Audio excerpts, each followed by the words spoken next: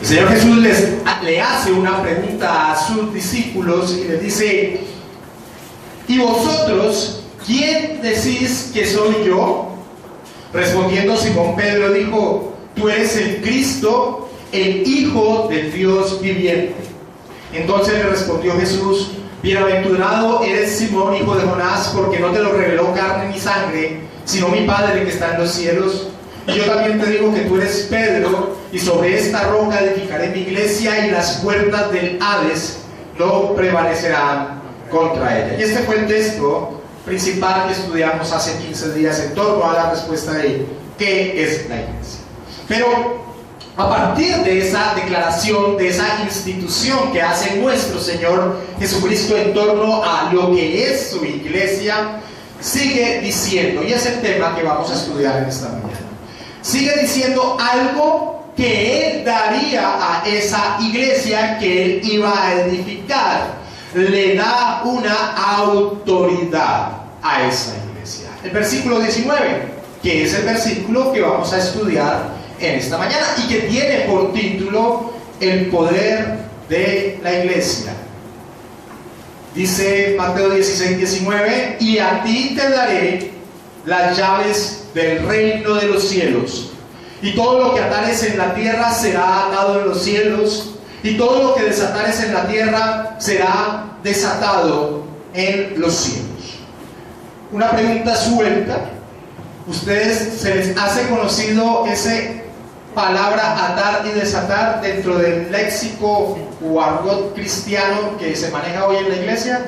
Pues hoy vamos a ver qué es atar y desatar. Lo primero que tenemos que decir en torno a este versículo 19 de Mateo 16 es que cuando nuestro Señor Jesucristo le habla a Pedro, no es porque, y esto ya lo explicamos hace 15 días, no es porque sea a Pedro como persona que le esté dando esa autoridad. Si nosotros nos devolvemos los dos versículos que acabamos de leer ahorita en la introducción, el Señor Jesucristo les hace una pregunta a todos sus discípulos. Les dice: ¿y vosotros quiénes pensáis que soy yo? Ahora Pedro toma la vocería de los discípulos como muchas veces lo hizo. Así que cuando leemos que el Señor Jesucristo en el versículo 19 le dice: y a ti te daré las llaves del reino de los cielos, no podemos llegar a pensar o equivocarnos de que es sobre la persona de Pedro o a Pedro exclusivamente que le está dando esa delegación de autoridad. Los discípulos del Señor nunca pensaron que Pedro fuese el líder de ellos. Y vamos a ver esto, porque este punto es importante antes de proseguir en torno a la explicación de qué es lo que está diciendo el Señor. Los discípulos nunca pensaron que Pedro fuera el líder de ellos. Acompáñenme ahí adelante a Mateo capítulo 18 y leamos el versículo 1 para resolver este punto. En aquel tiempo los discípulos vinieron a Jesús diciendo: ¿quién es el mayor en el reino de los cielos? Si ellos hubiesen entendido que Jesús estaba colocando a Pedro en una posición de liderazgo, pues no le hubieran hecho esta pregunta en torno a quién sería el mayor en el reino de los cielos. Y más adelante, en el capítulo 20, leamos el versículo 20 y 21. Entonces se le acercó la madre de los hijos de Zebedeo con sus hijos, postrándose ante él, ante el Señor Jesús, y pidiéndole algo.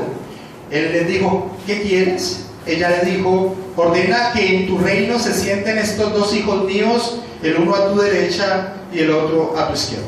Así que, y retornemos a Mateo 16, 19.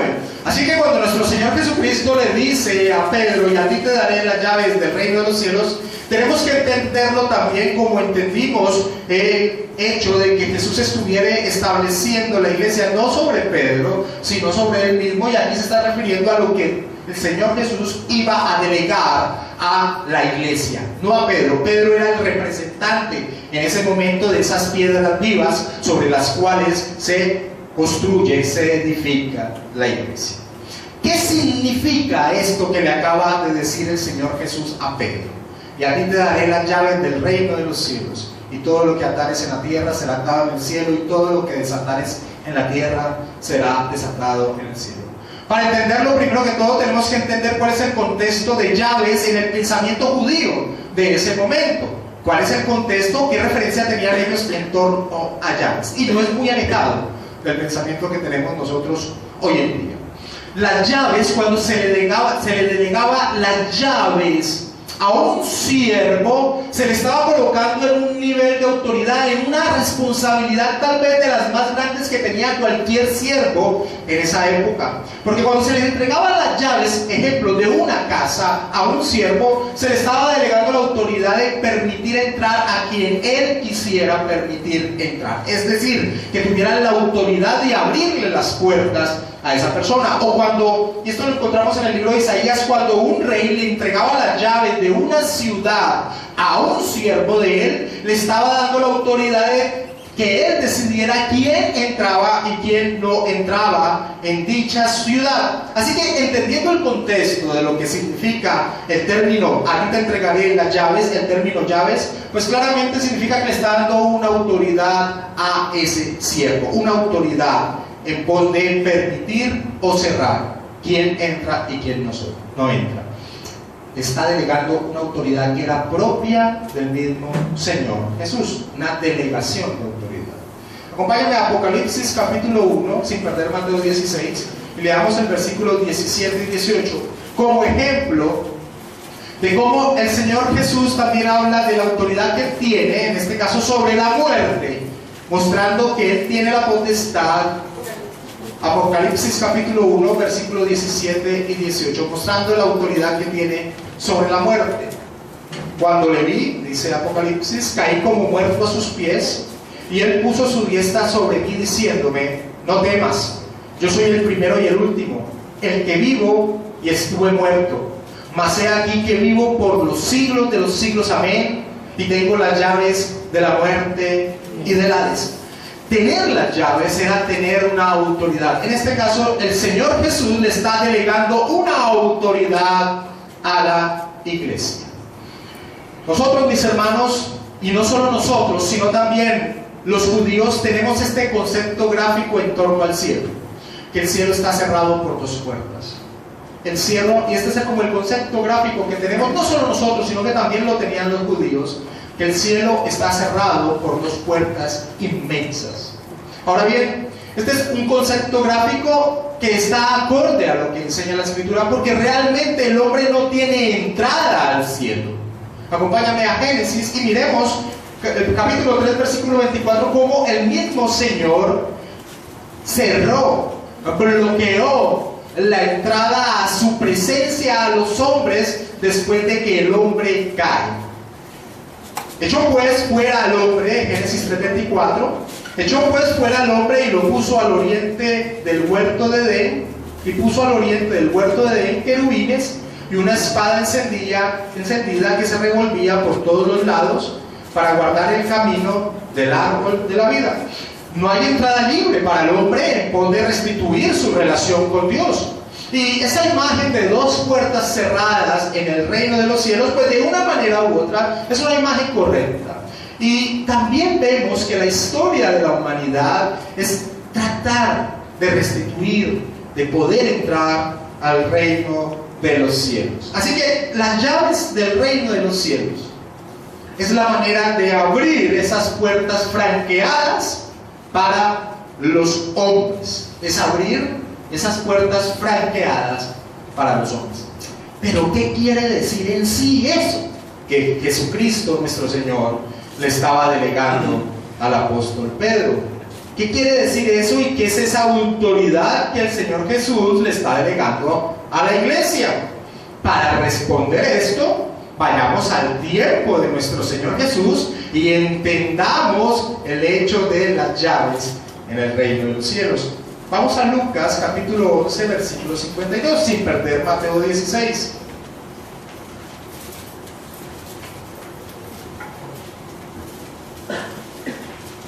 Lucas 11, 52. ¿Estamos allí? El Señor Jesucristo les dice a los intérpretes de la ley. Ahora, es importante entender quiénes eran los intérpretes de la ley. Los intérpretes de la ley eran las personas más doctas en torno al manejo de la escritura, al manejo de las sagradas escrituras, de la palabra de Dios.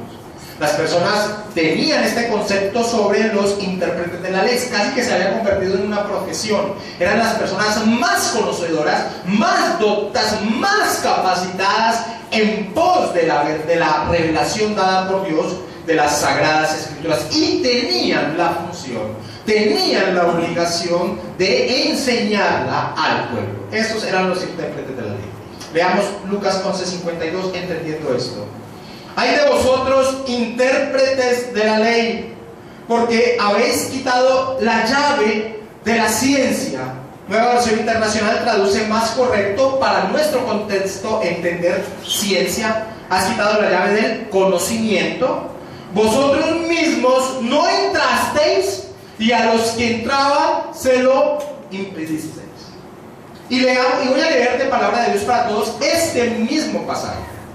Pobres de ustedes, expertos en la ley, porque se apropian de la llave del conocimiento acerca de Dios.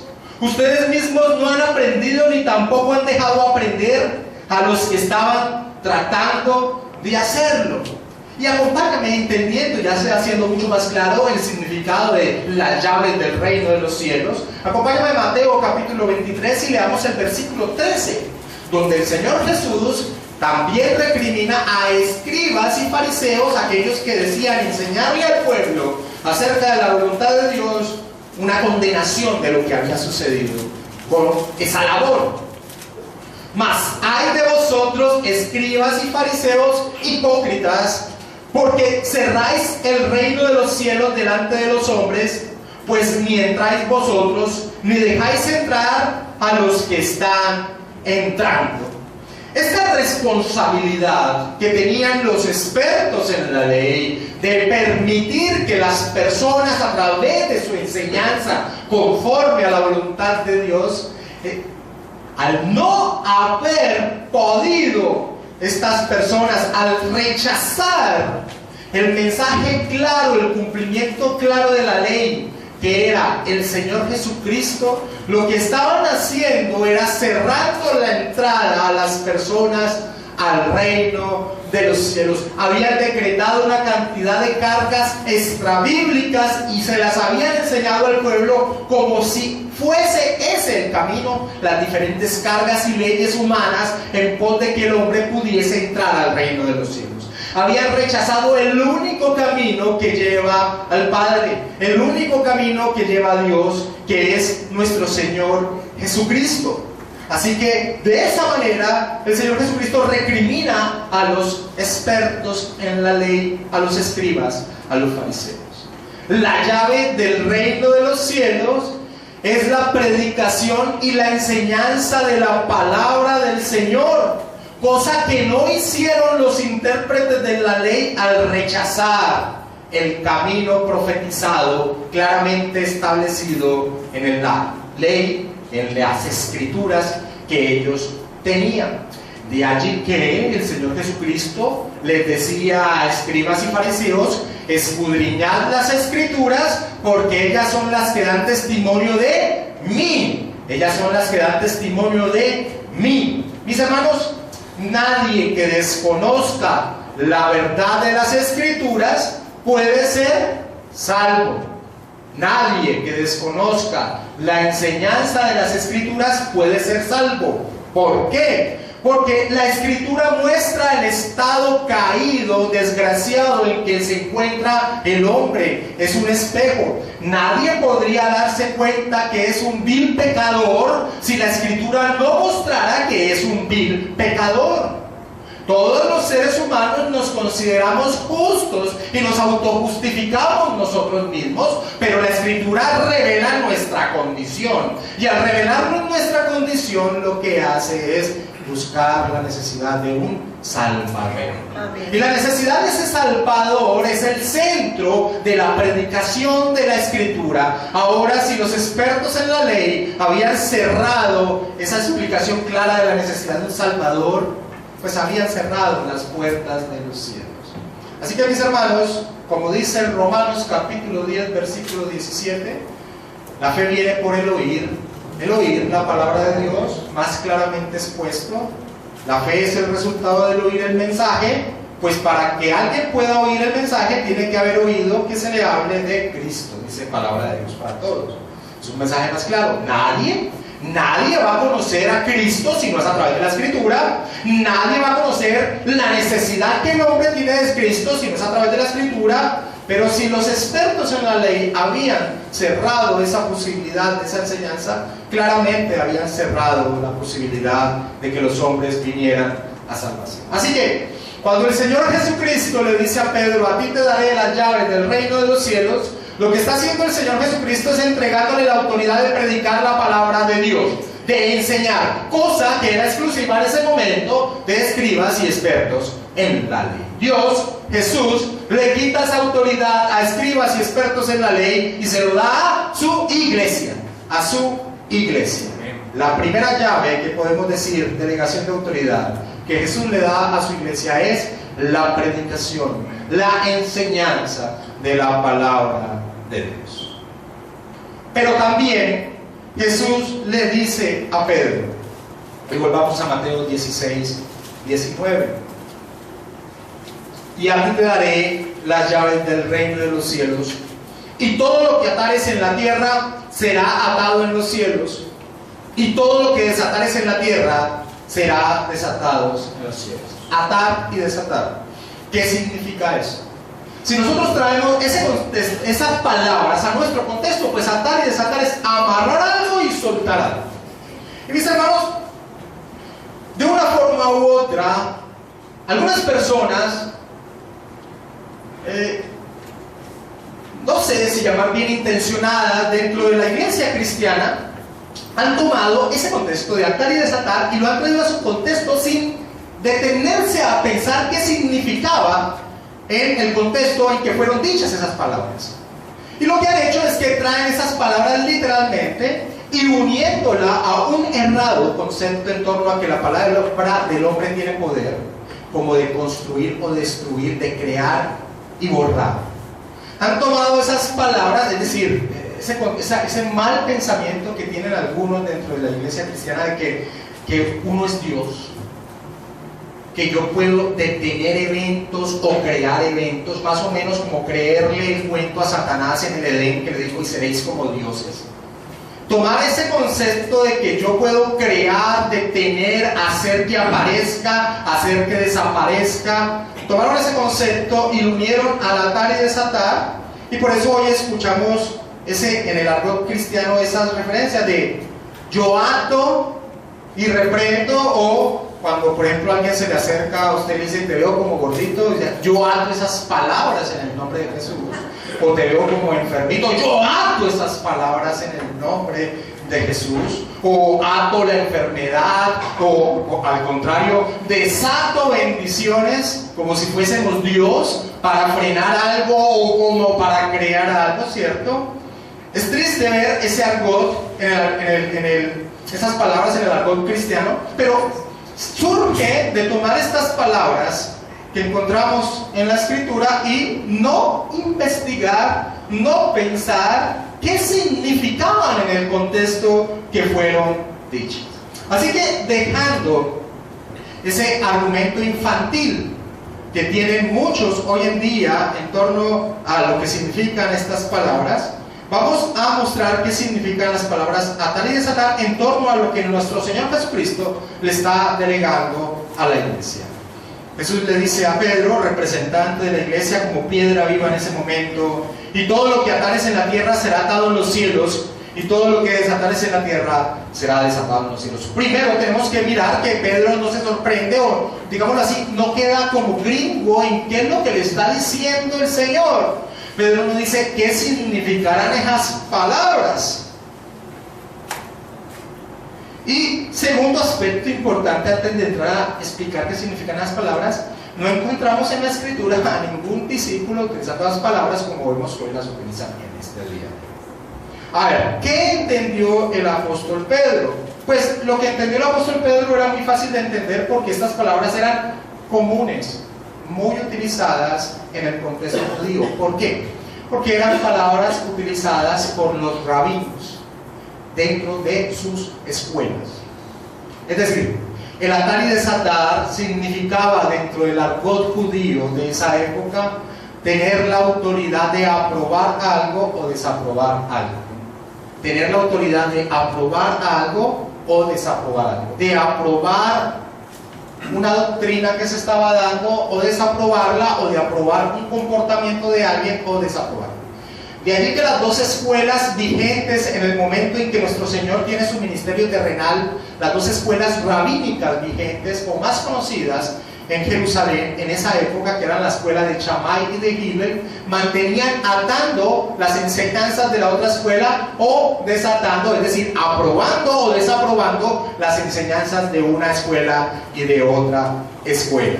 Así que cuando el Señor le dice a Pedro que todo lo que atare en la tierra será atado en el cielo y todo lo que desatare en la tierra será desatado en el cielo, lo que le está diciendo es que le está delegando una autoridad en pos de aprobar o desaprobar un evento, un hecho o una enseñanza que se dé al interior de aquellos que han entrado al reino de los cielos. Ahora, importante es entender lo siguiente: ¿sobre qué base tenía la iglesia o tiene la iglesia esa delegación de ese derecho? ¿Sobre qué base?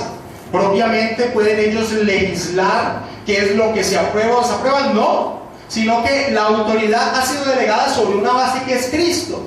Es decir, sobre Cristo mismo, sobre su enseñanza, sobre la Escritura, es que la iglesia tiene la base o la potestad de aprobar o desaprobar algo. Así que cuando la iglesia aprueba o desaprueba algo, aprueba o desaprueba un comportamiento, no es por legislación propia, sino que ya tiene una legislación la cual interpreta y sobre la cual juzga. Así que lo que hace la iglesia al aprobar o desaprobar algo es un reflejo de lo que en el cielo ha pasado, de lo que ha sido aprobado o de lo que ha sido desaprobado.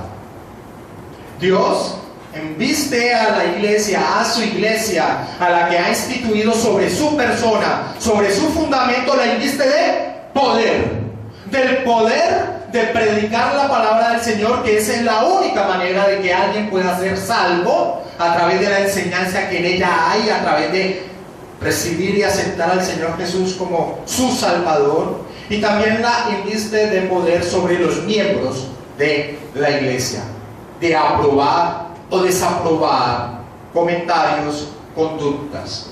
Dios ha delegado ese poder a su iglesia. Y vamos a ver un ejemplo de eso, que ocurre rápidamente en el contexto que Mateo viene hablando. Y vamos a Mateo capítulo 18. Mateo capítulo 18.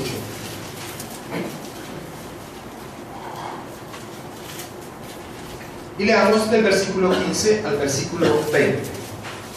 Y también nos enseña este pasaje la forma que la iglesia debe realizar esa autoridad que el Señor Jesús le ha dado de aprobar o desaprobar, una autoridad de juzgamiento, una autoridad de disciplina sobre su iglesia. Mateo capítulo 18, versículo 15 al 20 dice: por tanto, si tu hermano peca contra ti, ve y repréndele estando tú y él solo. Si te oyere, has ganado a tu hermano.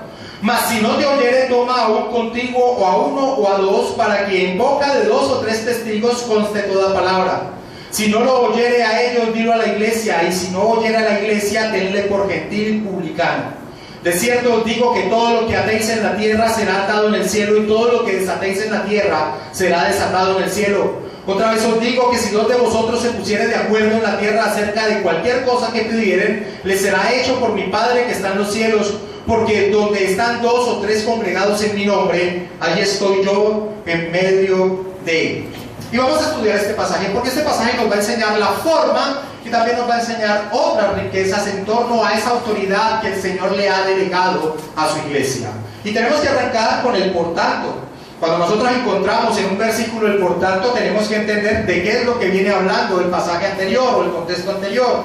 ¿De qué viene hablando el contexto anterior? Pues el contexto anterior viene hablando de lo siguiente, que Dios tiene total interés por cada una de sus ovejas, que no se descarríen. Lo que encontramos antes del versículo 15 es la parábola de la oveja perdida. Así que lo que el contexto que encierra esta autoridad que el Señor le está dando a su iglesia, rápidamente podemos contestar que es en pos del bienestar de cada una de las ovejas, aún de aquellas que se descarrían, que se extravían, que están tratándose de alejar del redil. En ese contexto, y teniendo claro el contexto en el cual dice, por tanto, uniendo la parábola a lo que va a enseñar de la autoridad que le ha delegado a la iglesia, estudiemos versículo a versículo. Por tanto, si tu hermano peca contra ti. Mis hermanos, hay algunos manuscritos más antiguos que no colocan la palabra pecan contra ti, sino que netamente colocan la palabra peca.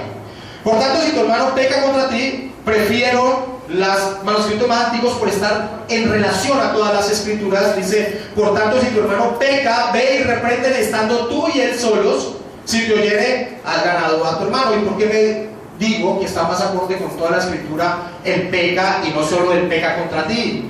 Porque claramente las escrituras nos muestran que nosotros debemos exhortar al que vemos en pecado, aún sea que el pecado no tenga que ver nada conmigo. Así que lo primero que tenemos que decir en torno a esta delegación de poder que Dios le ha dado a la iglesia es que está dada tomando en cuenta el pecado del hermano, el cual no debe ser pasado por alto. El pecado del hermano no debe ser pasado por alto. El pecado no es inocuo, siempre trae una consecuencia. Cuando la escritura nos demanda a estar pendiente del pecado en el cual tal vez un hermano ha caído y está caminando en él, la dirección que nos da la escritura es que no lo pasemos por alto. Cuando alguien se acerca y exhorta a un hermano porque está en pecado, lo hace por amor. Entendamos el contexto en que viene hablando este pasaje de Mateo 18. Es el amor que el Señor tiene por cada una de sus ovejas, que si se extravía aún una de ellas, deja las 99 y va por esa que se ha extraviado y la trae a su redil. Es por amor. Mis hermanos, si no fuese por los hermanos de la iglesia, muchas veces nosotros no nos daríamos cuenta, entre comillas, del pecado que estamos cometiendo o del cual estamos caminando, porque somos expertos en autojustificarnos.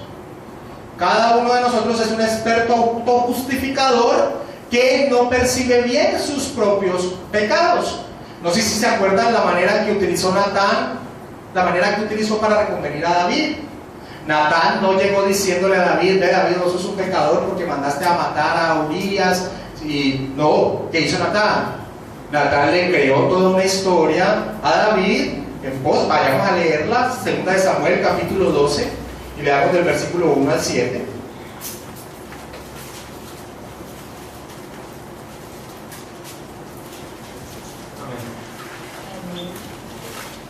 Dice, Jehová envió a Natán a David, y viniendo a él le dijo, había dos hombres en una ciudad, el uno era rico y el otro pobre.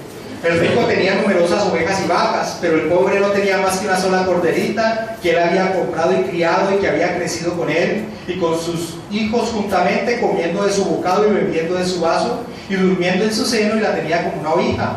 Y vino uno de camino al hombre rico, y éste no quiso tomar de sus ovejas y de sus vacas para guisar para el caminante que había venido a él, sino que tomó la oveja de aquel hombre pobre y la preparó para aquel que había venido a él.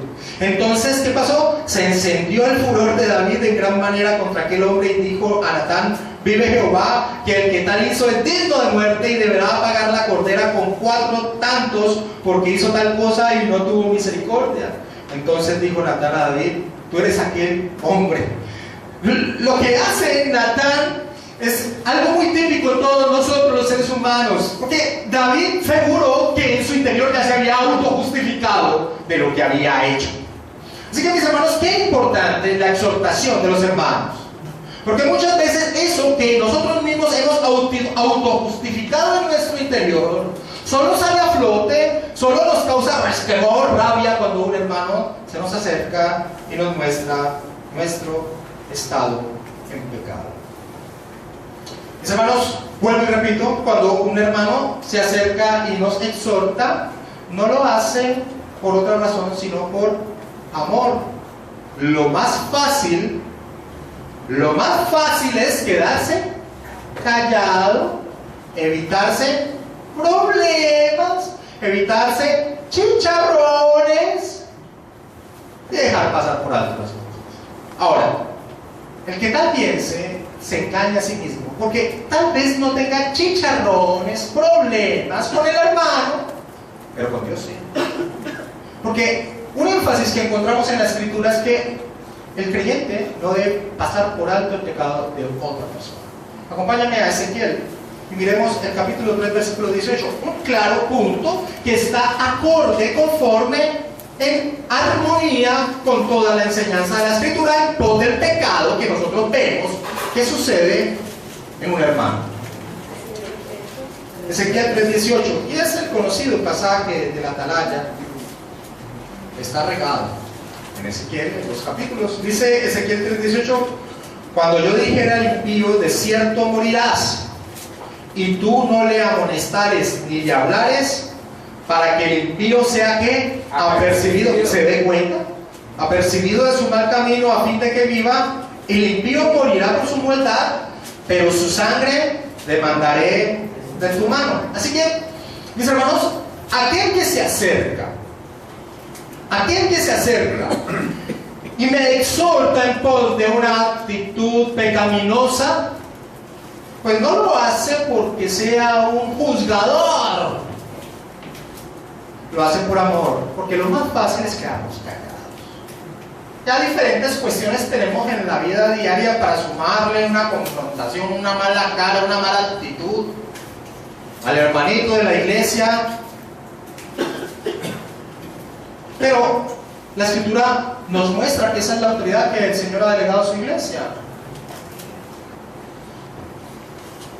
Ahora, en torno a este punto es importante tener en cuenta esto, que la exhortación debe surgir de la voluntad de Dios. No que yo me vaya a inventar cualquier cosa y voy a decirle a mi hermano, mi hermano, te exhorto porque me miras feo. Entonces, claramente tiene que ser de la Escritura, porque es una autoridad delegada que se soporta sobre quien es el fundamento de la iglesia, Cristo Jesús. Y segundo punto importante en este aspecto, vayamos a Gálatas capítulo 6, y es la forma en que tenemos que exhortar al hermano conforme a la autoridad que el Señor le ha dado a su iglesia, de aprobar o desaprobar conforme a lo que está en su Escritura. Y es la manera, la forma. Gálatas 6, capítulo, versículo 1 dice: hermanos, si alguno fuere sorprendido en alguna falta, vosotros que sois espirituales, restaurarles con espíritu de mansedumbre, considerándote a ti mismo, no sea que tú también seas tentado. Hermano, todos estamos propensos a caer. Así que cuando tú vayas y sabes, porque te diste cuenta que tu hermano está en pecado, pues la actitud es, conforme a la Escritura, mostrarle con mansedumbre el camino que está recorriendo.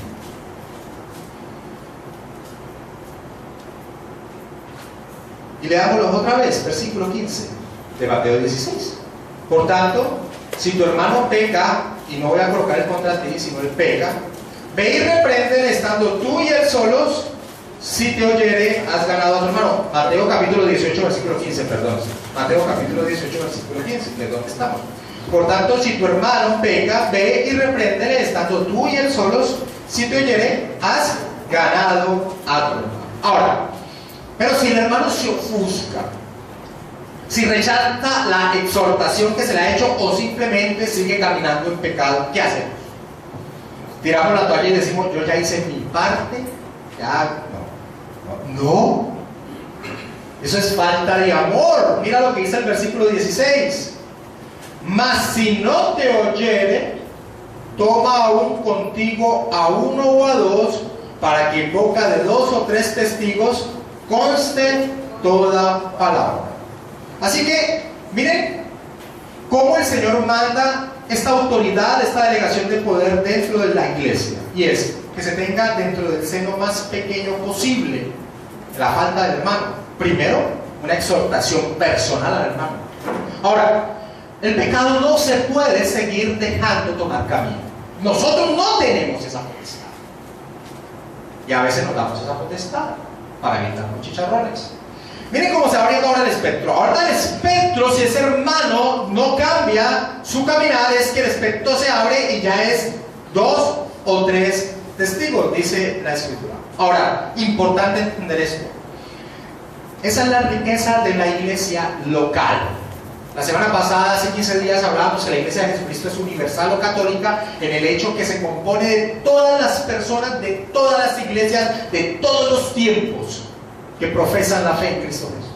Ahora, la iglesia también es local, es una asamblea, una congregación. De allí la riqueza de la iglesia local, porque la falla del hermano debe quedar o debe ejercerse esta autoridad en el seno de la iglesia. No que salga a boca por fuera del seno de la iglesia. Porque he conocido que muchas personas, desconociendo tal vez esto, van y exponen la falla del hermano a otras personas de otras iglesias, de otras congregaciones, que deberían tener el mismo conocimiento y el mismo desarrollo que nuestro Señor Jesucristo demanda. Y la falla del hermano es expuesta por personas tal vez que ni lo conocen a él. De allí que lo que nos muestra una de las riquezas de la iglesia local es que este aspecto, esta autoridad de la disciplina, de la exhortación, debe hacerse al interior de la iglesia local. Si el hermano, después de la reprensión que se le ha hecho por parte de un hermano, sigue caminando en pecado, pues mi hermano, aquí hay que involucrar ya a más personas dentro de la congregación. Y mis hermanos, dentro de este aspecto ya deben estar involucrados los ancianos de la iglesia. El papel de los ancianos de la iglesia es velar por la vida espiritual de cada una de las personas que conforman la congregación a la cual Dios ha colocado dirigir espiritualmente. Así que cuando alguien entra en un estado pecaminoso, se le ha reconvenido y no ha hecho caso a la reconvención, debe involucrarse a otras personas de la iglesia, entre ellas a algún anciano de la iglesia. Ahora, si esta persona persiste en su posición, no podemos dejarlo allí. ¿Sí ven? Jesucristo no nos da una alternativa de dejar el pecado del hermano, seguir caminando y quedarnos con los brazos cruzados. Leamos el versículo 17. Ya no solo se le ha reconvenido de una sola persona, sino que ya un grupo más grande lo ha reconvenido. Versículo 17. Si no los oyere a ellos, ¿qué pasa? Dilo a la iglesia. Y si no oyere a la iglesia, tenle por gentil y publicano. Ahora, Jesús no nos deja el aval de pasar por alto el pecado y no nos deja el aval de decir yo ya le reconvine de malas. Aquí hay un proceso que debe seguir. Mis hermanos, nosotros hemos fallado en eso. Decisión Jesús ha fallado en eso. Pero nosotros somos una iglesia que cada día se somete más a lo que encontramos en la palabra. Nosotros no tenemos el orgullo de decir no las sabemos todas, somos la iglesia perfecta, doctrinalmente no las sabemos todas, pero cuando encontramos una dirección en la palabra, téngalo por seguro, mi hermano, que Decisión Jesús se ajusta a la palabra de Dios. El último paso en aquel que pecando y habiendo sido reconvenido persiste en su pecado es que sea expulsado de la congregación. Ahora, y me adelanto un poco a un punto más adelante que voy a tocar. Una persona en su infantil espíritu puede decir, no importa, hay muchas congregaciones. Tiene que entender tal persona que lo que está haciendo la iglesia es algo que ya hizo el Señor. Todo lo que atares en la tierra será atado en el cielo. Lo que hace la iglesia es un reflejo de lo que ya hizo el Señor. Más bien es como una muestra de algo que tal vez él no pueda percibir fácilmente.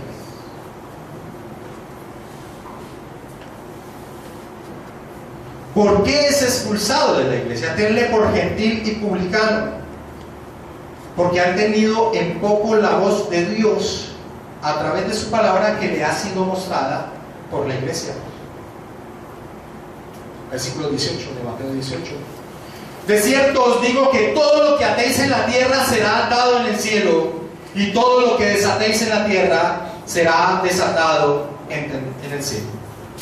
Ahora, mis hermanos, entendemos el poder y la autoridad que Cristo Jesús le ha dado a la iglesia, la predicación de su palabra y la vida moral y espiritual de aquellos que conforman su iglesia. Y para enfatizar esta autoridad que Dios le ha dado a la iglesia, sigue diciendo versículos 19 y 20. Otra vez os digo que si dos de vosotros se pusieren de acuerdo en la tierra acerca de cualquier cosa que pidieren, les será hecho porque mi Padre que está les será hecho por mi Padre que está en los cielos. Porque donde están dos o tres congregados en mi nombre, ahí estoy yo en medio de ellos. Este es el verdadero significado de estos pasajes que se sacan de su contexto y se utilizan para hacer lo que se quiera. El contexto del hecho de que Jesús prometa que donde dos o tres están reunidos, viene hablando del contexto de la disciplina de la iglesia. Jesús promete estar en las reuniones de los cristianos, pero este pasaje específicamente está hablando que Jesús está presente en el momento que la iglesia toma una determinación por la actitud o por el comentario o por la posición pecaminosa que tenga un hermano.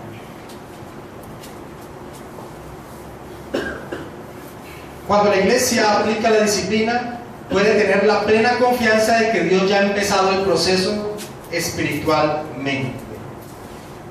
Acompáñame a Tito capítulo 3, versículos 10 y 11, un texto que enfatiza más este aspecto y responsabilidad y autoridad que el Señor le ha dado a su iglesia.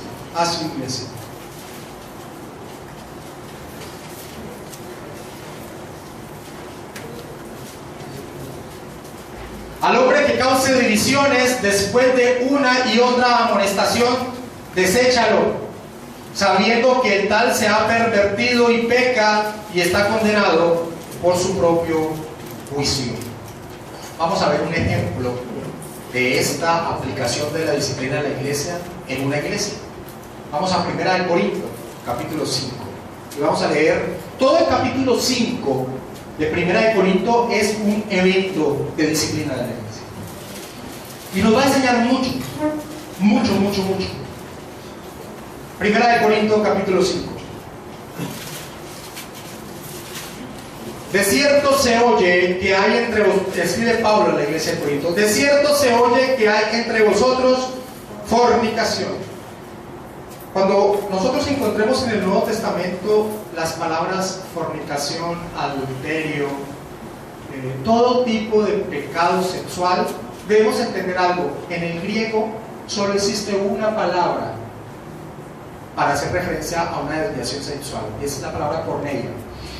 Lo que han hecho nuestras Biblias en español es que dependiendo del contexto le dan una traducción o adulterio o fornicación o otro tipo de cosas. Pero ¿qué es importante allí?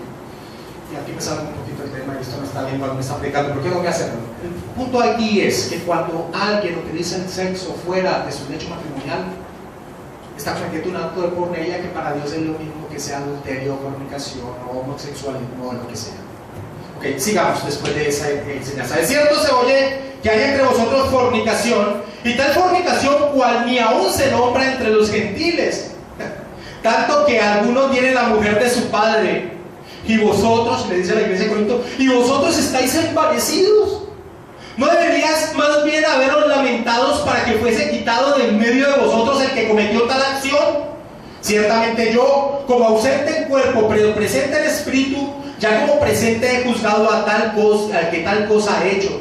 En el nombre de nuestro Señor Jesucristo, reunidos vosotros y mi espíritu, con el poder de nuestro Señor Jesucristo, el tal sea entregado a Satanás para destrucción de la carne, a fin de que el espíritu sea salvo en el día del Señor Jesús. Y saltemos al versículo 11, sabiendo que todo el capítulo 5 habla de ese problema. Más bien os escribí que no os juntéis con ninguno que, llamándose hermano, fuere fornicario, o avaro, o idólatra, o maldiciente, o borracho, o ladrón. Con el tal ni aún comáis. Porque, ¿qué razón tendría yo, dice el apóstol Pablo, para juzgar a los que están fuera de la iglesia? No juzgáis vosotros a los que están adentro, porque a los que están afuera Dios los juzgará. Quitad pues a ese perverso de entre vosotros. Tremendo. Pablo les dice a la iglesia de Corinto: miren, ustedes no han hecho nada con eso que saben que está sucediendo con alguien dentro de la iglesia. Mis hermanos, ustedes con alguien que, llamándose hermano, tiene una actividad pecaminosa, pues mi hermano, con ese, que ni aún coman. Pablo está diciendo: yo no juzgo a los que están por fuera de la iglesia. Yo no les estoy diciendo que no tengan comunión con los que no están dentro de la iglesia. Les estoy diciendo que el que se llame hermano y tenga esas actividades no puede estar al interior de la iglesia. Alguien ahí sentado puede estar diciendo: ay, pero qué falta de amor. El que piense tal así todavía tiene un velo en sus ojos.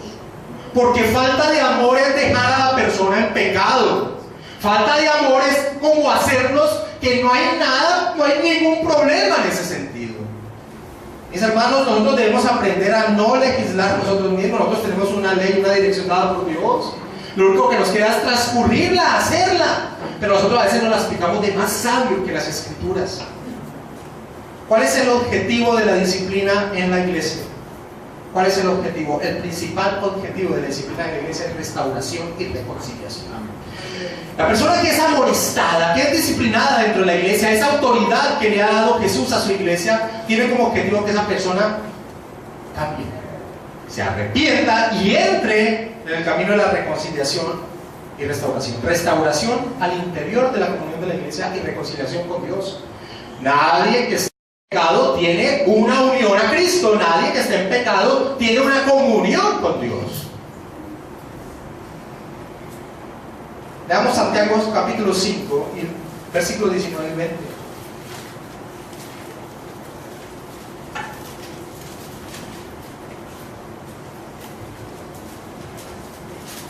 Hermanos, si alguno de entre vosotros se ha extraviado de la verdad y alguno le hace volver, sepa que el que haga volver al pecador del error de su camino salvará de muerte un alma y cubrirá multitud de pecados.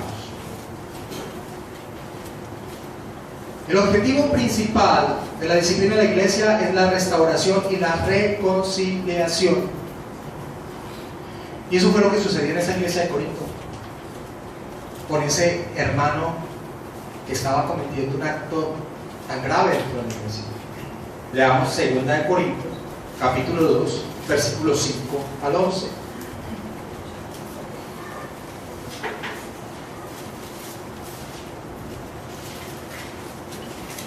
Segunda de Corintios capítulo 2 versículos 5 al 11. Pero si alguno me ha causado tristeza, le escribe otra vez el apóstol Pablo en una otra carta, no me la ha causado a mí solo, sino en cierto modo por no exagerar a todos vosotros.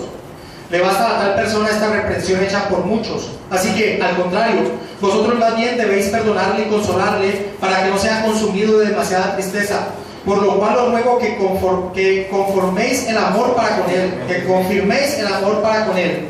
Porque también para este fin os escribí, para tener la prueba de si vosotros sois obedientes en todo, y lo fueron. Y al que vosotros perdonáis, yo también, porque también yo lo he perdonado. Si algo he perdonado por vosotros, lo he hecho en presencia de Cristo, para que Satanás no gane ventaja alguna sobre nosotros, pues no ignoramos sus maquinaciones. El principal objetivo de la disciplina de la iglesia no es ser, no es creernos el juzgador del hermano, pero es una autoridad que el Señor ha dado conforme a su palabra. El primer objetivo es que el hermano restaure su caminar y se reconcilie con Dios. Nadie que esté en pecado puede llegarse a engañar que Dios, siendo santo, santo, santo, santísimo, puede tener comunión con alguien que camina en pecado.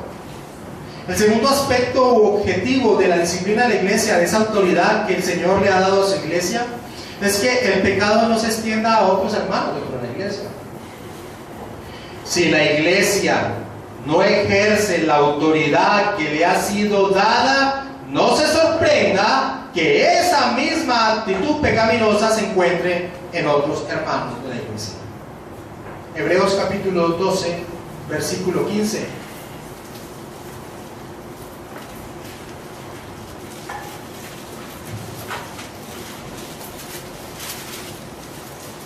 Mirad bien, no sea que alguno deje alcanzar la gracia de Dios, que brotando alguna raíz de amargura os estorbe y por ella muchos sean contaminados. Un ejemplo común dentro de las iglesias cristianas de esta época es la murmuración. Es muy fácil hablar de los hermanos. Es muy fácil criticar. Mis hermanos, si la iglesia no toma correcciones en este sentido, no debe sorprenderse que después la murmuración sea el pan y comidilla de la iglesia. El apóstol Pablo reprendió a los corintios por su quietud y pasividad frente a ese pecado. Ya lo leímos, leo el versículo 5 de 1 Corintios 2, versículo 2 de 1 Corintios 5, dice: y vosotros estáis envanecidos. ¿No deberías más bien haberos lamentado para que fuese quitado de en medio de vosotros el que cometió tal acción? Y el versículo 6 dice: no es buena vuestra jactancia. ¿No sabéis que un poco de levadura leuda toda la masa?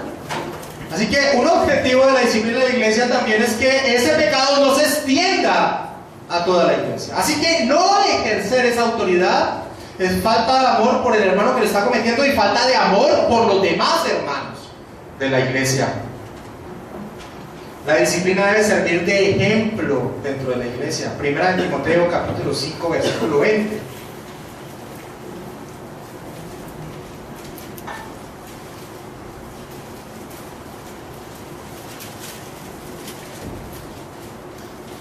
A los que persisten en pecar, repréndelo delante de todos, para que los demás también teman. Un tercer aspecto en torno al objetivo de esta otorgación de poder del Señor Jesucristo a la iglesia es proteger el honor de lo que costó la sangre de Cristo. El testimonio pecaminoso. Miren, el pecado... ¿Sabe quién se da cuenta que el pecado, que lo que se está haciendo en estado pecaminoso se ha extendido? ¿Quién sabe quién es el último que se da cuenta que lo está cometiendo? La persona que está en pecado, estoy hablando de los creyentes, la persona que está en pecado cree que su pecado no lo conoce nadie, sino un círculo muy pequeño a él. Mi hermano, Satanás se encarga de extenderlo, como verdolaga en playa, hermano. Eso se extiende. Eso... la persona cuando se da cuenta de que esa actitud, ese comportamiento pecaminoso se ha extendido, se sorprende, queda más humillado todavía. Pero qué triste es que la iglesia esté pasiva, no haciendo nada, cuando ese pecado ya se ha extendido de boca en boca, en su lugar de trabajo, en otras congregaciones, en diferentes puntos. Ya se ha extendido esa verdad y la iglesia pasiva.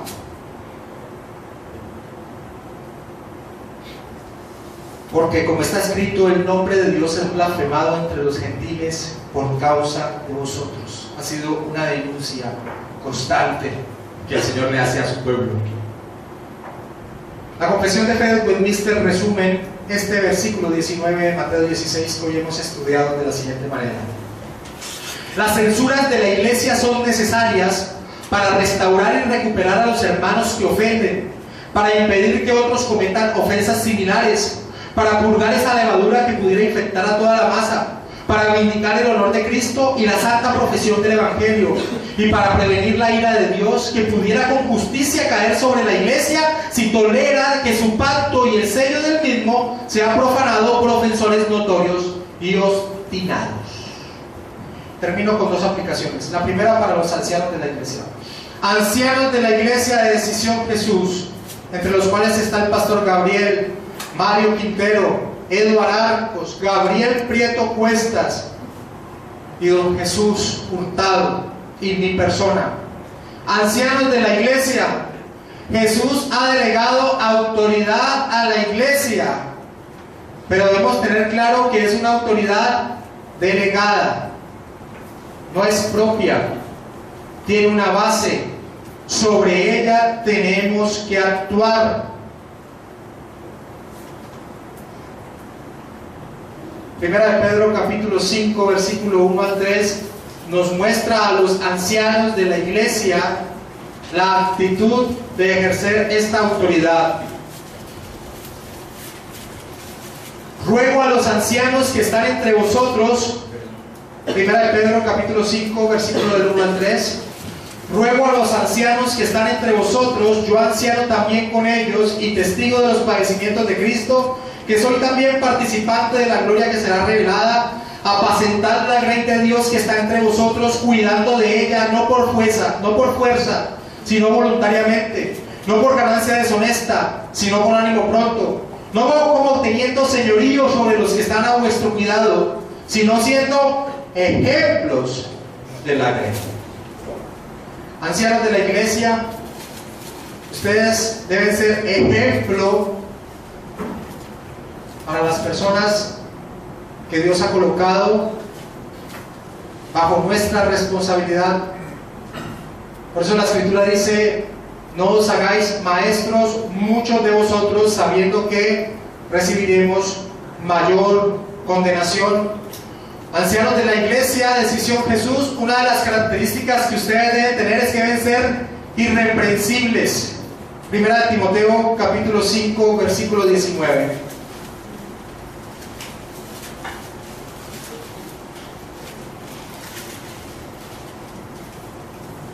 Contra un anciano, y esto también es para la iglesia, contra un anciano no admitáis acusación, sino con 2 o 3 testigos. A los que persisten en pecar, repréndelos delante de todos, para que los demás también teman. Les carezco delante de Dios y del Señor Jesucristo y de sus ángeles escogidos, que guarden estas cosas sin prejuicios, no haciendo nada con parcialidad. La característica irreprensible del anciano hace que el anciano de la congregación debe estar más vigilante en pos de su santidad. Si un anciano, por confirmación de 2 o 3 testigos, es confirmada su falta en pecado, debe ser expuesto directamente delante de la congregación. Aquí no hay un proceso de una persona, después 2 o 3 y después toda la congregación, sino que es directamente expuesto delante de la congregación. Ahora, aplicación para la congregación. La disciplina de la iglesia muestra al creyente lo que Dios ya ha empezado a hacer en el cielo. Por lo tanto, las personas deben someterse a la disciplina y no huir de ella infantilmente. Es hora, mis hermanos, y aunque sea esta iglesia, aunque sea todas las iglesias reformadas de Colombia que tienen este mismo punto y este mismo énfasis, es hora, cristianos de Colombia, nosotros que hemos recibido un evangelio de plastilina, de club social, donde lo importante es cómo me sienta yo y lo agradable que sea ese momento para mí. Hermanos, es el momento de empezar a vivir una vida de iglesia conforme a la Escritura, con unos parámetros y establecimientos claramente dados por la palabra del Señor. Cuando sean colocados en disciplina, mis hermanos, no sean infantiles de huir y diciendo: hay muchas otras iglesias. Mis hermanos, pues no hay muchas otras iglesias reformadas. Aquel que huye de la disciplina de la iglesia puede huir, tal vez sin engañarse a sí mismo, pero no de lo que está sucediendo en el cielo. Lo que muestra la iglesia en su disciplina, soy reiterativo, es lo que ya está aconteciendo en el cielo. Y más bien, aquellos que son llamados a disciplina deben entender que es una muestra de amor y no de desprecio. Desprecio es pasar por alto el pecado que estaba aconteciendo en su vida. Eso es desprecio. La palabra del Señor nos enseña en el libro de Hebreos que Dios al hijo que ama disciplina y lo azota, y al que no lo disciplina lo tiene por bastardo. Bastardo, me importa muy poco. Así que, mis hermanos, cuando ustedes sean llamados a disciplina, deben entender que es por amor, y su papel es restablecer, arrepentirse y retornar por el camino del Señor. Hebreos 13:17, y este punto es importante, es para ustedes, congregación Decisión Jesús.